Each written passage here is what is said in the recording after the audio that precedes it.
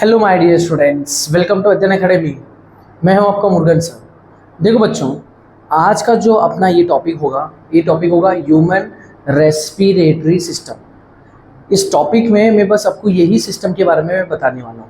ठीक है, तो ये जो लेक्चर होगा, इस लेक्चर में सिर्फ अपन यही सिस्टम देखेंगे। सिस्टम का नाम है ह्यूमन रेस्पिरेटरी सिस्टम। इस सिस्टम के अंदर जितना भी ऑर्गन्स होगा वो ऑर्गन्स के बारे में मैं तुम्हें बताने वाला हूँ। पहले बात तो तुम ये जान के लो ये सिस्टम करता क्या अपने बॉडी में। ध्यान से सुनो, ये जो सिस्टम है ह्यूमन रेस्पिरेटरी सिस्टम, इस सिस्टम का मेन फंक्शन ये होता है, जो ऑक्सीजन अपने बॉडी में आता है उस ऑक्सीजन को खून के अंदर छोड़ना, मतलब ब्लड के अंदर छोड़ना। ठीक है, और ब्लड के अंदर से CO2 को निकाल के इस एनवायरनमेंट में छोड़ना। ये इसका मेन फंक्शन होता है, किसका? ह्यूमन रेस्पिरेटरी सिस्टम का।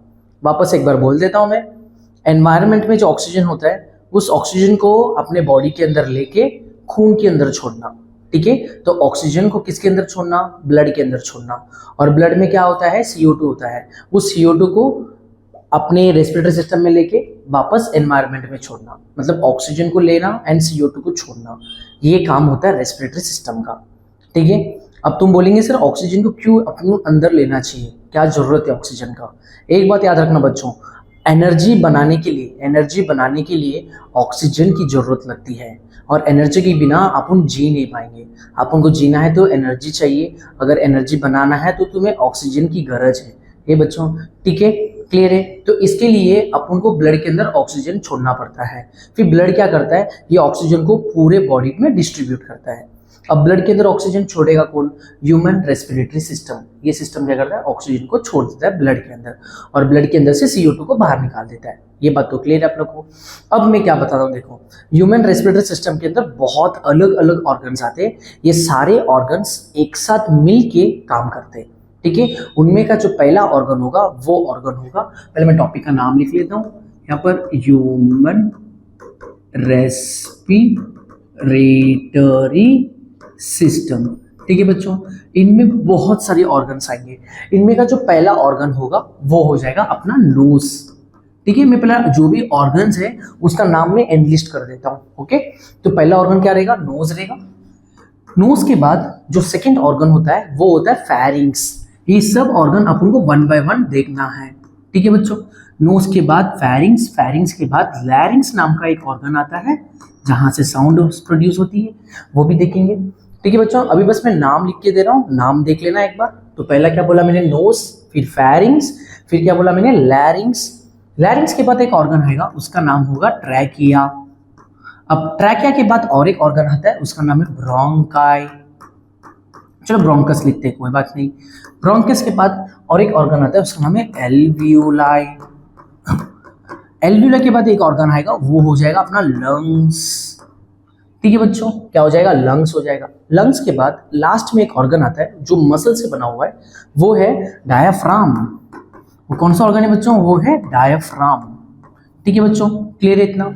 और ये जो मैं वीडियो बना रहा हूँ, ये video specially for state board. State board के बच्चे बहुत बार पूछते हैं मुझे, सर हमें वीडियो चाहिए रिलेटेड विद सारे चैप्टर्स का ऑफ स्टेट बोर्ड चाहिए रहता है उनको, स्टेट बोर्ड का बहुत जरूरत रहता है उनके लिए। तो ये video specially for state board, लेकिन इसमें जो इन्फॉर्मेशन मैं बताने वाला हूँ ये इन्फॉर्मेशन नीट के लिए भी काफ़ी हो जाता है। ठीक है, क्लियर है? अगर नीट का एग्जाम देना है आपको, अगर नीट के एग्जाम में आपको रेस्पिरेटरी सिस्टम टॉपिक है तो वो टॉपिक में, अगर वो टॉपिक भी पढ़ना है आपको, तो इसमें जो इन्फॉर्मेशन मैं बताऊंगा ये इन्फॉर्मेशन उसके लिए भी काफ़ी हो जाता है नीट के लिए। ओके बच्चों, क्लियर है? तो अपन एक एक ऑर्गन वन बाय वन पढ़ेंगे। ठीक है, तो पहले नोज ले लेते हैं, उसके बाद फेरिंग्स ले लेंगे, लैरिंग्स, trachea, bronchus, alveoli, lungs and diaphragm. तो ये सारा ऑर्गन्स आ जाता है। ये सारा ऑर्गन्स किस में आ जाएगा बच्चों? ह्यूमन रेस्पिरेटरी सिस्टम, इसके अंदर ये सारा ऑर्गन्स आ जाएंगे। पहला ऑर्गन लेंगे अपन, तो पहला ऑर्गन जो लेना है अपन को बच्चों वो हो जाएगा नोज। मैं वन बाय वन आपको एक्सप्लेन करता हूँ, और तुम्हारे टेक्स्ट बुक में जो लिखा है वो सारा मैं आपको एक्सप्लेन करने वाला हूँ। ठीक है, सीईटी के टेक्स्ट बुक में, सॉरी सीईटी बोल रहा हूँ, अपना स्टेट बोर्ड के टेक्स्ट बुक में जो भी लिखा है ह्यूमन रेस्पिरेटरी सिस्टम के बारे में वो सब मैं वन बाय वन आपको एक्सप्लेन करता हूँ। ठीक है, तो पहला जो मैं बताने वाला हूँ बच्चों वो हो जाएगा नोज हो जाएगा। ठीक है बच्चों, तो पहला ऑर्गन जो लेना है वो हो जाएगा नोज अपना। ठीक है, इसका जो मैं PDF है जो नोट्स का, वो PDF आपको मैं नीचे डिस्क्रिप्शन में दे दूंगा। ठीक है बच्चों, तो PDF आप लोग ले लेना। अब देखो यहाँ पे क्या लिखा है मैंने? नोज लिखा हूँ। याद रखियो, नोज अपने बॉडी का एक ऐसा पार्ट होता है जहां से एयर मतलब एटमॉस्फेयर में जो हवा है वो हवा अपने बॉडी के अंदर एंटर करता है। ठीक है बच्चों, कहाँ से? नोज से। अब मेरा बात समझना, नोज का ये जो दो ओपनिंग दिख रहा है सामने सामने, ये दोनों ओपनिंग को अपन बोलते हैं एक्सटर्नल नेयर्स। क्लियर है इतना? ये दोनों ओपनिंग को बोलेंगे एक्सटर्नल नेयर्स। अब जैसा दो ओपनिंग यहाँ पर है, सेम वैसे ही दो ओपनिंग इसके पीछे भी होता है, अंदर होता है। अब वो तो तुम्हें दिखाई नहीं दे रही है, ऐसा दो ओपनिंग अंदर भी होता है, उसे बोलते हैं इंटरनल नेयर्स। ठीक है बच्चों, तो ये है एक्सटर्नल नेयर्स, अंदर जो होगा वो होगा इंटरनल नेयर्स। और ये ओपनिंग और वो ओपनिंग, जो ओपनिंग अंदर है, दोनों जन के बीच में एक स्पेस होता है, उस स्पेस को बोलते हैं अपन नेजल चैम्बर या फिर अपन नेजल कैविटी भी बोल सकते हैं। ठीक है बच्चों, अब ये लिख के देता हूं, जो मैंने बाहर बताया जो आपको दिखाई दे रहा है वो क्या है? एक्सटर्नल नेयर्स। ठीक है बच्चों, और मैंने जो बताया कि जो अंदर होता है, जो अपन को दिखता नहीं है, ऐसे दो ओपनिंग अंदर भी होता है, उसका नाम क्या बताया मैंने आपको? इंटरनल नेयर्स। ठीक है बच्चों, अब दोनों ओपनिंग के बीच में मैंने बताया आपको कैविटी होता है करके, राइट? इस कैविटी को क्या बोलेंगे अपन? Nasal cavity. ये बात तो क्लियर है बच्चों को? Nasal cavity. मैं और एक चीज बताना चाहता हूं आपको। अब ये कैविटी और ये कैविटी दोनों जिनके बीच में एक सेप्टम होता है। सेप्टम मतलब क्या होता है बच्चों? पार्टीशन होता है जो इसको और इसको अलग करता है। ठीक है, तो बीच में देखो एक सेप्टम है, एक पार्टीशन है। तो बीच का जो पार्टीशन है ना, वो पार्टीशन कार्टिलेज से बना हुआ है। कार्टिलेज ये सॉफ्ट बोन जो होता है, ठीक है, एकदम सॉफ्ट रहता है। ये जो कार्टिलेज है, इस कार्टिलेज का नाम है मेसेडमॉइड कार्टिलेज। तो ये जो बीच में जो कार्टिलेज दिख रहा है आपको यहाँ पर बीच में, जो दोनों को अलग कर रहा है, उस कार्टिलेज का नाम है मेसेडमॉइड कार्टिलेज। तो यहाँ पर मैं लिख सकता हूँ मेसेडमॉइड कार्टिलेज। याद रखना आप लोग, मेसेडमॉइड कार्टिलेज ये बीच में प्रेजेंट होता है, मिडल में प्रेजेंट है।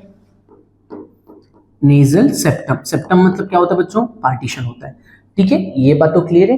तो बीच में जो कार्टिलेज है वो है मेसेडमॉइड कार्टिलेज। चलो, इतना बात अपन को समझ में आया। ओके, अब मैं क्या बोल रहा हूँ, ये तुम्हारा जो नोज है, ये नोज एक्चुअली 3 पार्ट में डिवाइड हुआ है, टोटल 3 पार्ट में। ठीक है बच्चों, नोज कितना पार्ट में डिवाइड हुआ है? 3 पार्ट में। तीनों पार्ट 1 बाय 1 पढ़ेगी, फिर नोज अपना कंप्लीट हो जाएगा। ओके, अब देखो, ये जो एक्सटर्नल लेयर्स है ना, इसका और एक नाम भी है, इसको अपन नॉस्ट्रिल्स भी बोल सकते हैं। ठीक है बच्चों, क्या बोल सकते हैं अपन इन्हें? नॉस्ट्रिल्स। तो नॉस्ट्रिल्स भी बोल सकते हैं तुम। किसे नॉस्ट्रिल्स बोल सकते हैं? ये एक्सटर्नल लेयर्स को। ओके, चलेगा, फाइन। अब देखो, 3 पार्ट में बताने वाला हूँ। तीनों पार्ट में किसका बताने वाला हूँ? नोज का। ठीक है बच्चों, पहला पार्ट जो नोज का होगा वो होगा वेस्टिबुलर पार्ट। तो पहला पार्ट है वेस्टिबुलर पार्ट। ठीक है, सेकेंड पार्ट होगा रेस्पिरेटरी पार्ट, एंड थर्ड हो जाएगा बच्चों ऑल फैक्ट्री पार्ट। तो ऐसा 3 पार्ट है, पहला है वेस्टिबुलर पार्ट, फिर रेस्पिरेटरी पार्ट, एंड फिर है ऑल फैक्ट्री पार्ट। इनमें का जो पहला पार्ट होता है, वो पहला पार्ट कौन सा होता है? Vestibular part. तो यहां पर मैं एक वर्ड लिखता हूं प्रॉक्सिमल करके। देखो बच्चों, मैं प्रॉक्सिमल की वर्ड लिख रहा हूं, क्यों? प्रॉक्सिमल मतलब स्टार्टिंग, पहला। तो पहला पार्ट जो होता है नोज का, यहां से पहला पार्ट नोज का, वो होता है वेस्टिबुलर पार्ट। ठीक है बच्चों, इस वेस्टिबुलर पार्ट में ना हेयर्स प्रेजेंट रहता है बच्चों। क्या प्रेजेंट रहेगा? हेयर्स प्रेजेंट रहेगा। ठीक है, ये हेयर्स क्या करता है, ये आपको पता होना चाहिए। ये हेयर्स क्या करता है, जो डस्ट पार्टिकल होता है, जब अपन एयर को अंदर लेते हैं, लिया मैंने एयर को अंदर, जब मैं एयर को अंदर लूंगा तो उस एयर में डस्ट पार्टिकल्स होता है। तो ये हेयर्स क्या करता है, उस डस्ट पार्टिकल को ट्रैप कर लेता है। ट्रैप करने से क्या होगा, जो हवा अंदर जाएगा वो फ्रेश होके जाएगा। ये बात समझ आपको? वो हवा फिल्टर होके जाएगा। फिल्टर का मतलब क्या होता है? क्लीन। तो क्लीन होके वो हवा अंदर जाएगा। ठीक है, तो ये हवा, ये एयर्स क्या करता है, डस्ट पार्टिकल को ट्रैप कर लेता है। ओके, तो इधर मैं क्या लिख सकता हूँ कि ट्रैप्स डस्ट पार्टिकल्स। ये बात क्लियर है आप लोग को? सिंपल वे में जाएंगे अपन। मैं कॉन्सेप्ट को एकदम इजी करने वाला हूँ, इतना इजी करूंगा कि आप लोगों को ये कभी भूलेगा ही नहीं। ठीक है, तो यहाँ पे जो बाल होता है, ये बाल क्या करता है, डस्ट पार्टिकल को पकड़ लेता है। पकड़ने से क्या होगा, जो हवा है वो क्लीन होके जाएगा आगे जाते वक्त। Okay, clear? तो ये होता है इसका फंक्शन। किसका फंक्शन होता है? वेस्टिबुलर पार्ट का मेन फंक्शन। ठीक है बच्चों, सेकेंड पार्ट में यहाँ पे क्या लिखा है? Respiratory part. ठीक है, अभी रेस्पिरेटरी पार्ट क्या करता है, जो हवा अंदर जाता है ठीक है, याद रखना उस हवा को ये रेस्पिरेटरी पार्ट गीला करता है, मतलब उसको क्या करता है, मॉइस्ट करता है। जो हवा अंदर जाता है उसे क्या करता है, मॉइस्ट करता है।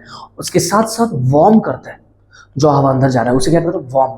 वार्म मतलब गर्म करता है। ठीक है बच्चों, दो चीज कर रहा है वो। एक क्या कर रहा है बच्चों, वो वार्म कर रहा है, और एक क्या कर रहा है, वो मॉइस्ट कर रहा है। ये बात याद रखना है आपको। रेस्पिरेटरी पार्ट मॉइस्ट करता है एंड सेकंड थिंग क्या करेगा, वो वार्म करेगा। ओके, एक बार देख लो ठीक से रखिए। तो मॉइस्ट कर रहा है एंड सेकंड थिंग क्या कर रहा है, वो वार्म कर रहा है। याद रखना आप लोग। सेकंड में क्या बोल रहा हूँ, इसमें ये हाईली वैस्कुलर पार्ट होता है। ओके बच्चों, ठीक है। तो इधर क्या लिखा मैंने, वार्म कर रहा है एज वेल एज क्या कर रहा है, वो मॉइस्ट कर रहा है। नेक्स्ट में इधर क्या लिखा है, हाईली वैस्कुलर पार्ट। कुछ बच्चे पूछते हैं सर वैस्कुलर मतलब क्या होता है। देखो बच्चों, वैस्कुलर का मतलब होता है ब्लड सप्लाई। हाईली वैस्कुलर मतलब उस जगह में ब्लड सप्लाई बहुत ज्यादा है। ठीक है, तो इधर मैं लिख देता हूँ वैस्कुलर मतलब याद रखना ब्लड सप्लाई। बहुत सिंपल, वैस्कुलर मतलब ब्लड सप्लाई। ठीक है बच्चों, तो हाईली वैस्कुलर पार्ट मतलब क्या हो जाएगा, वहां पर ब्लड सप्लाई बहुत ज्यादा प्रेजेंट है। ठीक है, कौन सा पार्ट में, रेस्पिरेटरी वाला पार्ट में। नेक्स्ट पार्ट क्या है बच्चों, ऑल्फैक्टरी पार्ट। अब ये ऑल्फैक्टरी पार्ट क्या होगा, ऑल्फैक्टरी पार्ट ये वो पार्ट होता है जहां से तुम्हें सेंसेशन फील होगा, मतलब तुम्हें स्मेल आएगा। जब एयर अंदर जाता है, एयर में बहुत सारे केमिकल्स होते हैं। ठीक है, तो वो केमिकल्स की वजह से क्या होता है, तुम्हें स्मेल का सेंसेशन होता है। ठीक है, सेंसेशन मतलब जैसे कि तुम्हें वो स्मेल क्या है, तो वो तुम आइडेंटिफाई कर रहे हो, राइट। तो वो जो आइडेंटिफाई जो करते हो ना तुम लोग, वो स्मेल क्या है करके वो आइडेंटिफाई तुम्हें ब्रेन करवाता है। लेकिन वो मैसेज बनता कहाँ पर है, नोज में बनता है। अब जैसे एयर अंदर जाएगा तुम्हारा नोज में एक मैसेज बनेगा, उस मैसेज को इम्पल्स बोलते हैं अपन। ठीक है, तो वो इम्पल्स फिर नोज से किसके पास जाता है, ब्रेन के पास जाता है। फिर ब्रेन क्या करता है, उस चीज को डिकोड करता है, आई मीन उस चीज को आइडेंटिफाई करता है वो क्या है करके। तो मैसेज बन कहाँ पर है, नोज में बन रहा है। किसके लिए मैसेज, स्मेल के लिए मैसेज। तो स्मेल के लिए, स्मेल आइडेंटिफाई करने के लिए मदद कौन कर रहा है, वो है ऑल्फैक्टरी पार्ट। ये बात तो समझा बच्चों आप लोग को। तो मैं ये लिख सकता हूँ ऑल्फैक्टरी पार्ट ये क्या करता है, इम्पल्स बनाता है। चलो मैं यहाँ पे लिख देता हूँ क्या बना रहा है, वो इम्पल्स जनरेट कर रहा है। ये बात तो क्लियर है आपको, राइट। किसके लिए इम्पल्स जनरेट कर रहा है, स्मेल के लिए। It means this olfactory part helps in detection of, this olfactory part helps in detection of smell, इसमें हेल्प करता है। ठीक है, स्मेल को डिटेक्ट, आई मीन स्मेल को पता कौन करेगा, ब्रेन ही करेगा। लेकिन ब्रेन तो तब करेगा जब ब्रेन के पास मैसेज जाएगा, राइट, तभी वो स्मेल पता कर सकता है। मैसेज तब जाएगा जब मैसेज बनेगा, राइट। तो वो मैसेज कहाँ पर बनता है, स्मेल का मैसेज ऑल्फैक्टरी पार्ट में बनता है, फिर वो ब्रेन के पास जाता है, फिर ब्रेन पता करता है। इतना क्लियर है आपको। चलो, दिस इज अबाउट नोज। तो नोज के बारे में तुम्हारे बुक में जो दिया है वो मैंने एक्सप्लेन कर दिया है। ठीक है, नोज पार्ट क्लियर हुआ। नोज के बाद देखो बच्चों मैंने सेकेंड पार्ट लिखा था, वो था फेरिंग्स। चलो अभी अपन क्या देखेंगे, फेरिंग्स के बारे में देखते हैं। देखिए, तो यहां पर मैं लिखता हूं फेरिंग्स। ठीक है बच्चों, याद रखना अच्छे से फेरिंग्स को। फेरिंग्स को कॉमनली अपन थ्रोट भी बोल सकते हैं। ठीक है बच्चों, थ्रोट। तो फेरिंग्स को अपन क्या बोल सकते हैं, थ्रोट भी बोल सकते हैं। ये बात क्लियर है आपको। और एक चीज आपको याद रखना है, फेरिंग्स को अपन एक वर्ड लिखते हैं, common passage.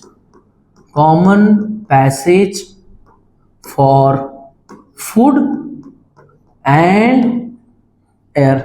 Common passage for food and air मतलब, इसका मतलब क्या हो जाता है, फेरिंग से हवा भी ट्रैवल होता है और फेरिंग से फूड भी ट्रैवल होता है। इस मीन्स फेरिंग से एक ऐसा पार्ट होता है जहां से हवा भी जा रहा है, फूड भी जा रहा है।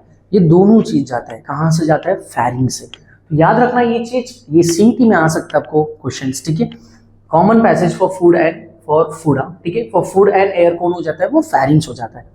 अब देखो बच्चों, फेरिंग्स का भी 3 पार्ट होता है। ठीक है बच्चों, फेरिंग्स का भी कितना पार्ट होता है, 3 पार्ट होता है।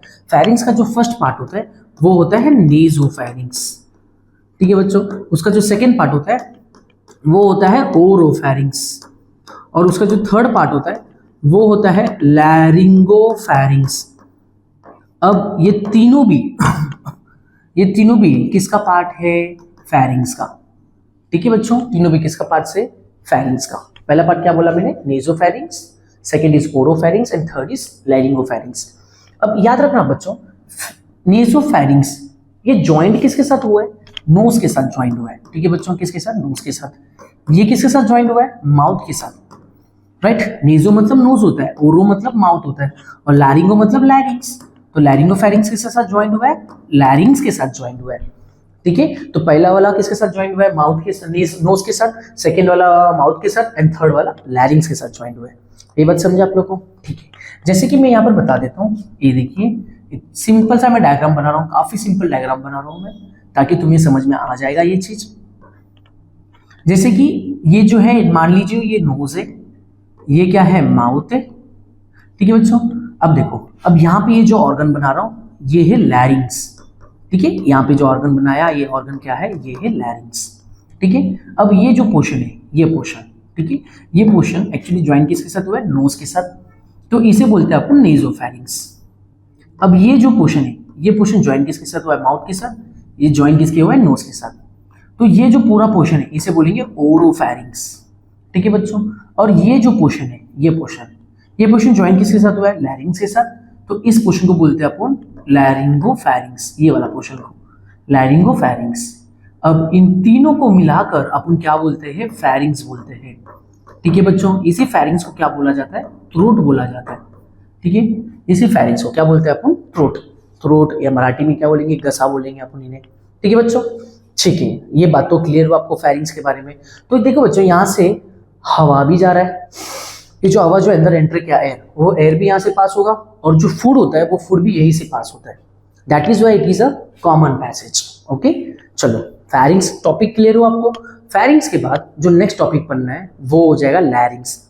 उससे पहले एक मैं बात बताता हूँ, फैरिंग्स में इस जगह में दो लिम्फ ऑर्गन प्रेजेंट होता है, इनको बोलते हैं टॉन्सिल्स। तुम्हारा बुक में दिया है, तुम्हारे स्टेट बोर्ड की बुक में दिया है, दो ऑर्गन प्रेजेंट होते हैं लिम्फोइड ऑर्गन, उसका नाम है टॉन्सिल्स। एक टॉन्सिल्स यहाँ पे होता है, एक टॉन्सिल्स यहाँ पे होता है। ठीक है, बहुत इंपॉर्टेंट होता है टॉन्सिल्स WBC के लिए। ठीक है, तो दो टॉन्सिल्स है, एक टॉन्सिल्स यहाँ पर होता है, एक टॉन्सिल्स यहाँ पर होता है, ये याद रखना, बुक में दिया है। ओके, नेक्स्ट टॉपिक देखेंगे। नेक्स्ट टॉपिक देखो बच्चों, नेक्स्ट टॉपिक क्या है अपना? हो गया फैरिंग्स। नेक्स्ट क्या है? लैरिंग्स। चलो लैरिंग्स की ओर चलते हैं अपन। ठीक है, देखो लैरिंग्स पढ़ने में काफी मजा आएगा, ध्यान से समझना आप लोग। ठीक है, लैरिंग्स को अपन साउंड बॉक्स बोल सकते हैं। ठीक है बच्चों, लैरिंग्स को क्या बोल सकते हैं अपन? Sound box. अब तुम बोलेंगे सर कैसा साउंड बॉक्स? क्योंकि ना यही से साउंड प्रोड्यूस होता है। देखो मैं जो बोल रहा हूँ, मेरा जो वॉइस आ रही है आपको, मेरा जो वॉइस सुनाई दे रही है, तो वॉइस जो आ रहा है ना, ये वॉइस कहाँ से आ रहा है? मेरा वॉइस कहाँ से आ रहा है? It comes from लैरिंग्स। इसलिए लैरिंग्स को अपन साउंड बॉक्स बोल सकते हैं, या तुम लोग वॉइस बॉक्स भी बोलो, कोई बात नहीं। किसको? लैरिंग्स को। ठीक है, याद रखना बच्चों, लैरिंग्स कहाँ होता है? ये देखो, ये जो पार्ट आपको दिख रहा है ना, जहां पर मैंने फिंगर रखा है, ये लैरिंग्स एक्चुअली। ये देखो, ये वाला पार्ट। ठीक है, तो ये क्या हो जाएगा? ये हो जाएगा लैरिंग्स। ओके, अब ये बात याद रखना, लैरिंग्स जो होता है ना बच्चों लोग, लैरिंग्स एक कार्टिलेज से बना हुआ है। ठीक है, तो लैरिंग्स is made up of cartilage. ठीक है, तो यहाँ पे मैं लिख देता हूँ, लैरिंग्स is made up of cartilage. ये बात समझा आपको? ठीक है, अब लैरिंग्स में वोकल कॉर्ड प्रेजेंट होता है बच्चों लोग, वोकल कॉर्ड। ठीक है, वन पेयर क्या प्रेजेंट रहेगा लैरिंग्स में? Vocal cord. ठीक है, ऐसा दो वोकल कॉर्ड रहती है। जब वोकल कॉर्ड से एयर पास होता है ना, तब वहां पर साउंड प्रोड्यूस होता है, वॉइस प्रोड्यूस होता है। ठीक है, कब? जब वोकल कॉर्ड से क्या पास होगा? एयर पास होगा। तो इधर मैं क्या लिख रहा हूं?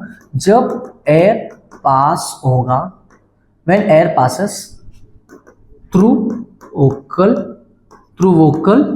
कॉर्ड, क्या प्रोड्यूस होगा बच्चों लोग? साउंड प्रोड्यूस होगा। ये बात समझा आप लोग को?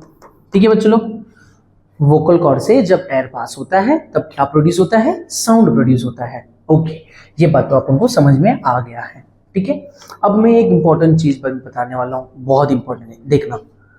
साउंड का जो मॉड्यूलेशन है, ठीक है बच्चों लोग, साउंड का मॉड्यूलेशन तो बुक में दिया है। साउंड का मॉड्यूलेशन कौन कौन करता है? साउंड का मॉड्यूलेशन टंग करता है, करने में हेल्प करता है, टीथ है, ठीक है, और क्या है? लिप्स है, ठीक है, एक्सेट्रा।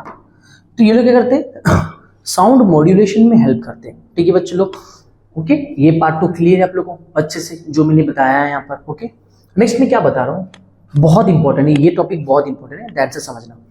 सपोज यहाँ पे मैंने एक ट्यूब बनाया, और मानो यहाँ पे एक ट्यूब बनाया मैंने, जैसे कि 2 ट्यूब बनाया मैंने यहाँ पर, इस ट्यूब का नाम ट्रैकिया ले लिया मैंने, ठीक है बच्चों लोग, क्या ले लिया मैंने, ट्रैकिया। और ये जो ट्यूब है, इस ट्यूब का नाम क्या ले लिया मैंने, ईसोफेगस। चलो ये बात तो क्लियर आपको। ईसोफेगस ये वो ट्यूब होता है जहां से फूड पास होता है, जो अपन खाना खाते हैं वो खाना कहाँ से पास होगा, ईसोफेगस से।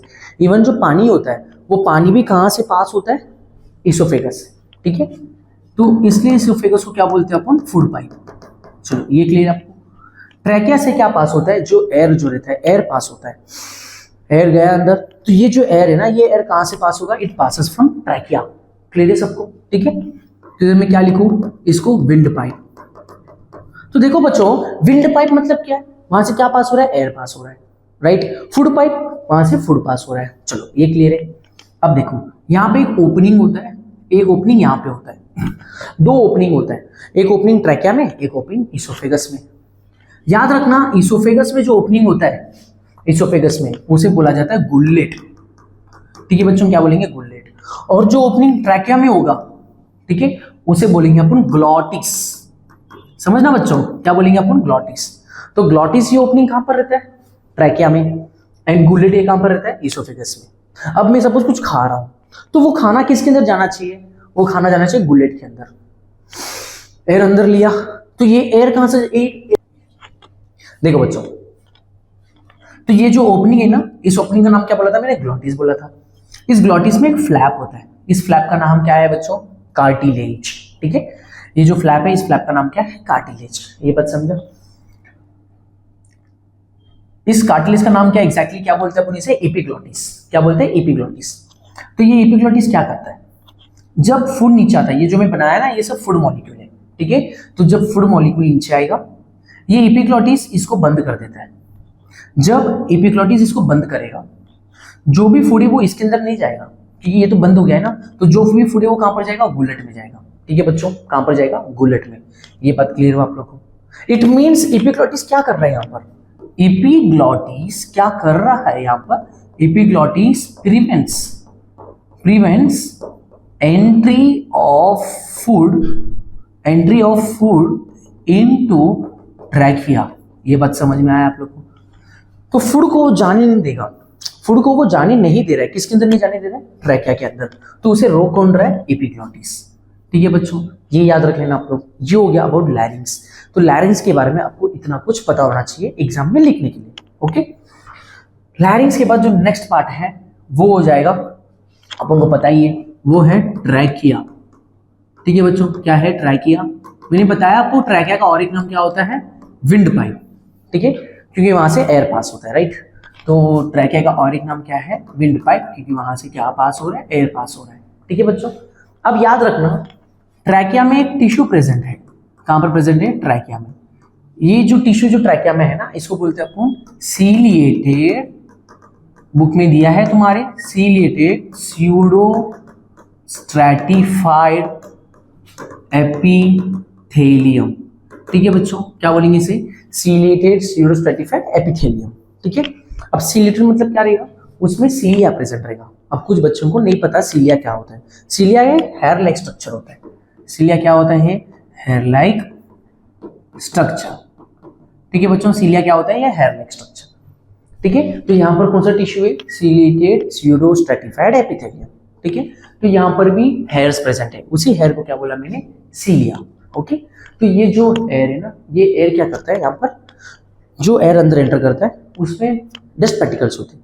तो ये एयर क्या करता है, उसकी डस्ट पार्टिकल्स को ट्रैप कर लेता है, ठीक है। या फिर अपन बोल सकते हैं अनवांटेड पार्टिकल्स, ठीक है, या फिर अपन बोल सकते हैं फॉरेन पार्टिकल्स। तो वो पार्टिकल्स रहते हैं जो अपन को नहीं चाहिए, तो ये सीलिया क्या करता है, उसे रोक लेता है, ठीक है। इससे क्या होगा, जो एयर आगे पास होगा वो फिल्टर होके पास होगा, ठीक है। इसके साथ साथ म्यूकस भी रहता है, ठीक है बच्चों। क्या रहेगा, म्यूकस, ठीक है, म्यूकस ग्लैंड, ठीक है, वो भी प्रेजेंट रहेगा। तो वो क्या रिलीज करेगा बच्चों, म्यूकस रिलीज करेगा। आपको पता है म्यूकस ये जो होता है ना, एकदम स्टिकी होता है। कौन स्टिकी होता है, म्यूकस एकदम स्टिकी रहता है, चिपचिपा रहता है। तो जो डस्ट पार्टिकल नीचे आएगा, वो डस्ट पार्टिकल वो म्यूकस में क्या हो जाता है, चिपक जाते हैं। तो यहाँ पे म्यूकस भी रहता है। चिपकने से क्या होता है, अगर डस्ट पार्टिकल वो म्यूकस में चिपक गया तो डस्ट पार्टिकल आगे जाएगा क्या, नहीं जाएगा। तो जो एयर आगे जाएगा वो एकदम क्लीन होके जाएगा, ठीक है। ये बात भी क्लियर है आप लोग को।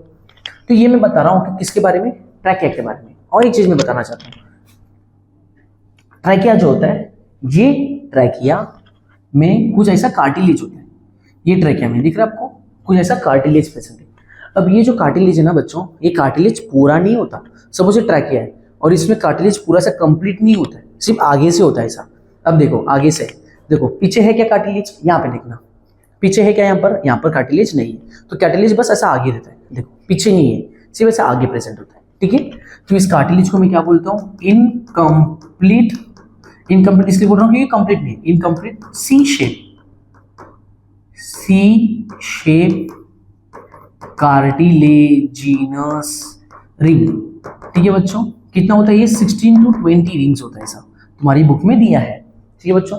कितना होता है ये, टोटल 16 to 20 रिंग्स होता है ऐसा, इसमें 16 to 20 रिंग्स। चलो ये बात तो समझ आपको, आई थिंक इसमें कुछ डाउट नहीं है आपको ट्रैकिया में, ओके। तो ट्रैकिया का और एक नाम क्या बोला मैंने, विंड पाइप बोला, ओके। ये भी तो क्लियर है आप लोगों को, आई थिंक ये पॉइंट काफी इनफ है, ठीक है। और एक चीज मैं बताता हूँ, ट्रैकिया जो होता है ना, ये ट्रैकिया जो यहाँ से स्टार्ट होता है, लैरिंग से जो ट्रैकिया स्टार्ट होता है, ये ट्रैकिया जो थोरैसिक कैविटी होता है, इसको बोलते हैं थोरैसिक कैविटी, चेस्ट को। और यहाँ पर जो कैविटी होता है उसको बोलते हैं एब्डोमिनल कैविटी, जो नीचे होता है, ठीक है। चेस्ट के नीचे जो कैविटी है ना यहाँ पर, उसको एब्डोमिनल कैविटी बोलते हैं, ठीक है। ये कौन सा कैविटी है, थोरैसिक कैविटी। ट्रैकिया जो होता है, ये ट्रैकिया थोरैसिक कैविटी के बीच तक आता है, बीच मतलब मिडल, ठीक है। तो यहीं तक आता है, कौन आता है, ट्रैकिया। तो पूरा ट्रैकिया नहीं रहता, कहां तक रहेगा trachea, till middle of thoracic cavity, ठीक है। तो इधर मैं लिख सकता हूं, trachea is present till middle of chest cavity. Chest की जगह में आप लोग थोरैसिक लिखो, थोरैसिक कैविटी, ठीक है बच्चों। इतना बात क्लियर है। अब तुम बोलेंगे सर यहाँ पे रिंग क्यों होता है, देखो बच्चों, अगर बाहर का एयर प्रेशर चेंज हो रहा है, कम हो रहा है, ज्यादा हो रहा है, जो भी हो रहा है, तो ये ट्रैकिया जो है ना, ट्रैकिया हमेशा ऐसे ही रहना चाहिए। तुम्हारा जो ट्रैकिया है वो ट्रैकिया ऐसा नहीं होना चाहिए, तो ट्रैकिया कोलैप्स नहीं होना चाहिए। तो ट्रैकिया अगर कोलैप्स हो गया तो एयर जा नहीं पाएगा और ना ही एयर आ पाएगा। तो ट्रैकिया क्या नहीं होना चाहिए, कोलैप्स नहीं होना चाहिए, ठीक है। तो ट्रैकिया कोलैप्स नहीं होना चाहिए करके ये रिंग्स होता है। तो ये रिंग्स क्या करता है, रोकते हैं, it prevents collapsing of trachea. तो ट्रैकिया को कोलैप्स होने से कौन बचाता है, वो बचाता है रिंग्स, कार्टिलेजिनस रिंग्स, ठीक है बच्चों। आई थिंक इतना क्लियर है आपको यहाँ तक, राइट।